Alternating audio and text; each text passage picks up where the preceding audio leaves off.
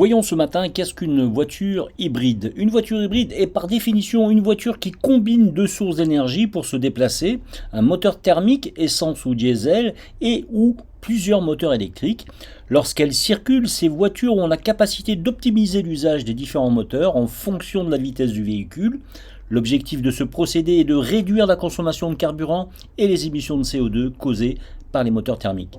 Il existe deux grandes catégories de voitures hybrides. Les voitures hybrides non rechargeables ou MEV en anglais, c'est un véhicule hybride qui se recharge en roulant.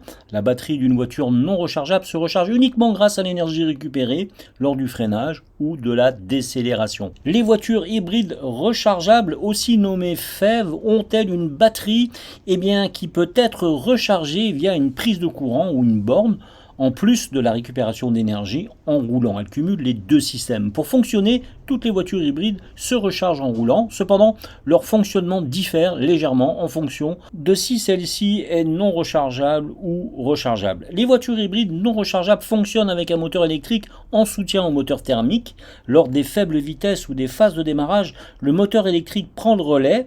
La batterie se recharge automatiquement par freinage régénératif ou décélération. Cela se fait grâce à l'énergie cinétique convertie lors du freinage.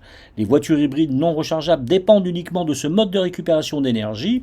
L'autonomie en mode 100% électrique est très limitée, quelques kilomètres. Les voitures hybrides rechargeables fonctionnent avec une batterie plus grande, bien sûr, offrant une meilleure autonomie. L'autonomie électrique d'une voiture hybride rechargeable est de 40 à 80 km, voire un peu plus pour certains modèles.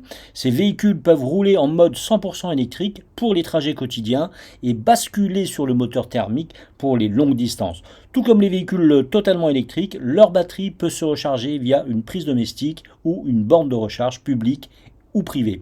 Comme tous les véhicules hybrides possèdent des avantages et des inconvénients. Soyez sûr de les connaître avant d'acheter votre modèle de voiture hybride. Les principaux avantages des voitures hybrides sont réduction de la consommation de carburant, bien sûr, en sollicitant plus le moteur électrique, moins d'émissions polluantes, évidemment, ça va de pair. Conduite fluide et silencieuse et bien sûr adopter une éco-conduite. Vous faites beaucoup de trajets en ville, les moteurs électriques sont très efficaces à basse vitesse, cela permet de réduire considérablement la consommation de carburant, surtout avec les voitures hybrides rechargeables qui sont plus autonomes. Vous avez accès à une borne de recharge, et bien dans ce cas, vous pouvez utiliser le mode 100% électrique sur les petits trajets quotidiens et donc réduire les dépenses de carburant.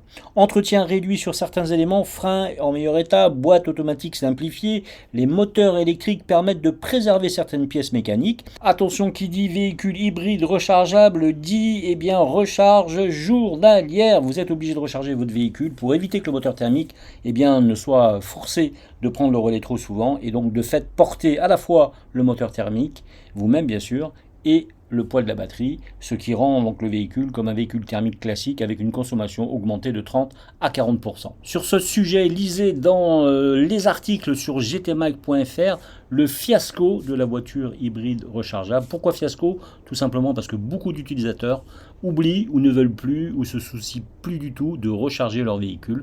Donc ils roulent avec un véhicule plus lourd et consomment une fois et demie plus qu'un véhicule classique en moteur thermique. Allez, on se retrouve demain matin pour un nouvel instant auto à 8h sur gtmag.fr, sur WhatsApp son réseau et bien sûr sur Facebook. À demain.